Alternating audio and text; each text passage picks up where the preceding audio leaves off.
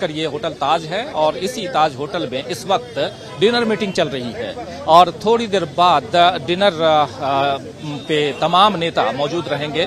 विपक्षी दलों की बैठक चल रही है यहाँ पे और इस बैठक से क्या कुछ निकल के आ रहा है वही आप तक हम पहुंचाने के लिए यहाँ पहुंचे हैं बेंगलुरु।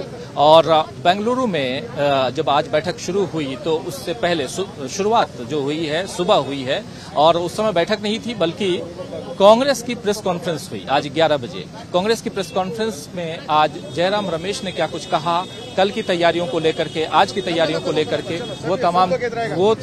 वो तमाम चीजें जो हैं हम आप तक पहुंचाते हैं। आइए सबसे पहले देखते हैं क्या कुछ कहा जयराम रमेश ने, देखिए जरा जी।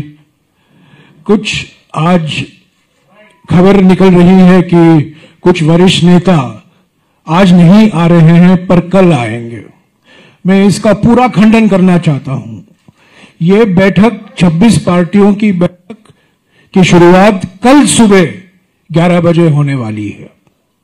आज रात को कर्नाटक के मुख्यमंत्री भोजन दे रहे हैं पर बैठक औपचारिक तरीके से कल 11 बजे शुरू होगी और करीब 4 बजे को सारे 26 पार्टियों के नेता प्रेस को संबोधित करेंगे। दूसरी बात जो वेणुगोपाल जी ने कही है मैं उसको दोहराना चाहता हूं। प्रधानमंत्री और बीजेपी भोखलाई हुई है कि पटना के बैठक के बाद अचानक प्रधानमंत्री को एनडीए का ख्याल आया। एनडीए में नई जान फूंकने की अभी प्रयास हो रही है। अब तक तो एनडीए का जिक्र नहीं हुआ करता था। अचानक कुछ 4-5 दिनों से हम पढ़ रहे हैं, सुन रहे हैं कि एनडीए की बैठक कल बुलाई गई है। तो ये अचानक एनडीए जो एक भूत बन गया था उसमें एक नई जान फूंकने की कोशिश की जा रही है और यह पटना सम्मेलन का एक नतीजा है।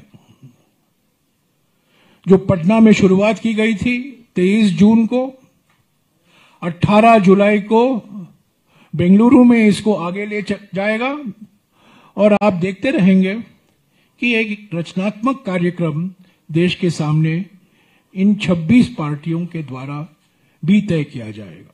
ये सब बातें कल इस पर विचार होंगे और सभी नेता 26 पार्टियों के नेता आपको संबोधित करेंगे कि अगले जो कदम ये 26 पार्टी लेंगे पार्लियामेंट के अंदर और पार्लियामेंट के बाहर, इस पर कल चर्चा होगी। जाने दीजिए जितना है। तो देख रहे हैं आप, अभी बता रहे थे जयराम रमेश, सुबह की ये प्रेस ब्रीफिंग थी जयराम रमेश की जिसमें वो बता रहे थे कि क्या कुछ होने जा रहा है। आज क्या कुछ होना है जो ऑलरेडी बीत रहा है, आज का दिन बीत चुका है और शाम इस वक्त जब हम चर्चा कर रहे हैं तो डिनर पर तमाम वरिष्ठ नेता जो विपक्षी दलों के नेता हैं वो मिल रहे हैं और इसके बाद कल 11 बजे से बैठक होगी। 11 बजे से लेकर 4 बजे तक बैठक होनी है और इस बैठक से क्या कुछ निकल के आएगा उसके लिए प्रेस ब्रीफिंग होगी और उसके बाद एक डिक्लेरेशन कहें तो बेंगलुरु डिक्लेरेशन के रूप में विपक्षी एकता जो है वो परवान चढ़ेगी और इसके बाद 2024 की तैयारियां शुरू होंगी। लेकिन उससे पहले आज मल्लिकार्जुन खड़गे ने भी अपनी बातें रखी हैं और खासकर प्रधानमंत्री नरेंद्र मोदी पर उन्होंने निशाना साधा है। मल्लिकार्जुन खड़गे ने क्या कुछ कहा जरा वो भी सुन लेते हैं, उसको सुनिए और फिर आगे बढ़ते हैं। पहले सुनिए क्या कुछ कह रहे हैं प्रधानमंत्री नरेंद्र मोदी। मोदी साहब ने तो ये बोला था पार्लियामेंट में सभी अपोजिशन को मैं अकेला ही भारी पड़ता है। जब अकेला ही भारी पड़ता है फिर छोटे मोटे सबको लेके 30 क्यों गिन रहे और 30 कौन से पार्टी है तो बताए तो हम भी इलेक्शन कमीशन से लिस्ट मंगवाएंगे और बोलेंगे। अब हमारे पास जो 24-26 लोग जो भी आते हैं वो हम पार्लियामेंट में भी रहते हैं, बाहर भी रहते हैं, मिलके भी रहते हैं। उनके 30 लोग कहाँ मिले थे मुझे तो मालूम है। एक प्रेशर करने का एक टैक्टिस है, प्रेशराइज करके हमारे अपोजिशन पार्टी के लोगों को तोड़ने का, और खासकर जो डीएमके कांग्रेस की मैत्री है वहाँ पर, वो डरा के अलग अलग करने के लिए वो लोग कोशिश कर रहे हैं। लेकिन डीएमके भी डरने वाली नहीं है, कांग्रेस भी डरने वाली नहीं है, या हमारे साथ जो भी अलायंस पार्टनर्स है उनके ऊपर अगर कुछ भी अगर जोर जबरदस्ती हो गई तो उसके खिलाफ हम लड़ते रहेंगे।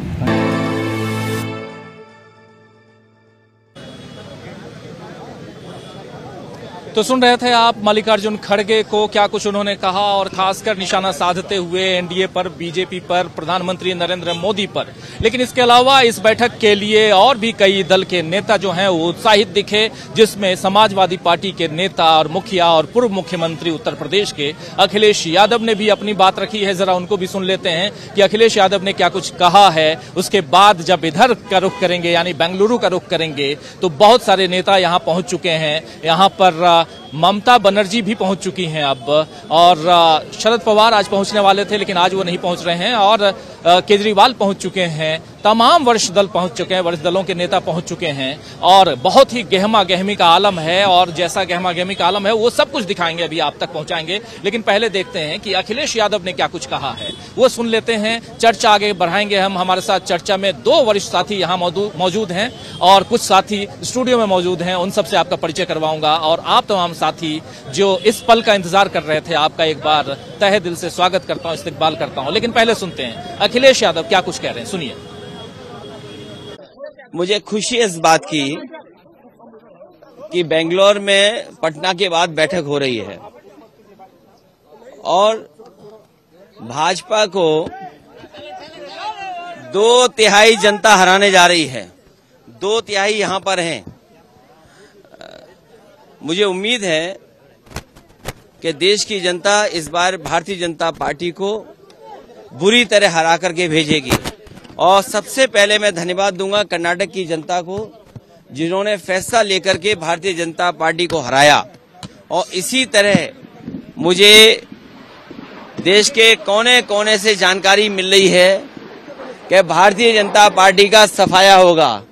और सफाया का यही कारण है कि उत्तर प्रदेश में वो पुरानी आदतों में पड़ गए हैं। जो पुरानी आदत है, किसी को तोड़ लेना, लालच देना, स्वार्थ क्या है, क्या स्वार्थ से कैसे लाभ लिया जा सकता है, उस दिशा में लगातार काम करना शुरू भारतीय जनता पार्टी ने कर लिया है। और नकल करने वाले कभी पास नहीं होते हैं। जैसे ही उन्हें पता लगा कि बेंगलोर में बैठक होने जा रही है, उन्होंने अपनी बैठक बुलाई है। तो नकल करने यादव को, अखिलेश यादव जो बातें कह रहे हैं, और साफ दिखाई दे रहा है कि अब सारे नेता यहाँ आकर के या आने से पहले भी बहुत ज्यादा उत्साहित हैं, और उसमें से अखिलेश यादव भी हैं। अखिलेश यादव के ही एक साथी और भी हैं, आरएलडी के मुखिया आज की तारीख में जयंत चौधरी, वो भी आ चुके हैं। जयंत चौधरी को लेकर के भी बहुत सारी बातें हो रही थी। कहा यह जा रहा था कि वो एनडीए ज्वाइन कर सकते हैं, लेकिन एनडीए ने अपना कुनबा बढ़ाने के लिए अपना हाथ तो उनकी तरफ बढ़ाया था, लेकिन वो साथ नहीं आए। खैर, आज जयंत चौधरी यहां मौजूद हैं बेंगलुरु में। तो बेंगलुरु में जो खेमा है, 26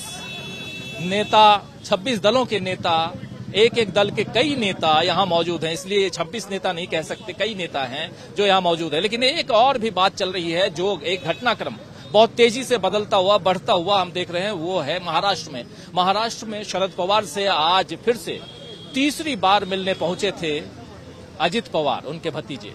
अजित पवार जो हैं वो बार बार क्यों मिल रहे हैं अपने भतीजे से, वो भी जानेंगे हम। तो चर्चा में बहुत सारी बातें हैं दोस्तों, और इधर इस वक्त जब हम चर्चा कर रहे हैं तब ऑलरेडी डिनर पार्टी जो है वो उसकी शुरुआत हो चुकी है। अंदर एक मीटिंग हुई, उस मीटिंग में ये जो ताज होटल है, इस होटल में जो मीटिंग चल रही है, उस मीटिंग में सबसे बड़ी चीज ये रही कि कल क्या कुछ होना है, और एक प्रस्ताव कि कल के मीटिंग में क्या क्या बातें करनी है, वो प्रस्ताव यहाँ रखा गया। और उस प्रस्ताव के बाद अब उसको पारित कर दिया गया है और उस पर कल चर्चा होगी। लेकिन उसके बाद सोनिया गांधी की लीडरशिप में, सोनिया गांधी के इनविटेशन पर अब डिनर पार्टी चल रही है। डिनर पार्टी से क्या डिप्लोमेसी निकल के आती है, क्या बातें निकल के आती हैं, डिनर डिप्लोमेसी से क्या सियासत बाहर आती है, वो सब कुछ कल पता चलेगा। लेकिन आज हम चर्चा ये भी करेंगे कि इस पूरे घटनाक्रम में क्या राहुल गांधी के नाम पर मुहर लग गई है? क्या राहुल गांधी जो हैं वो एक विपक्षी दलों के नेता के रूप में अब स्थापित हो चुके हैं? ऐसे तमाम सवाल हैं। इन सवालों का जवाब ढूंढने की कोशिश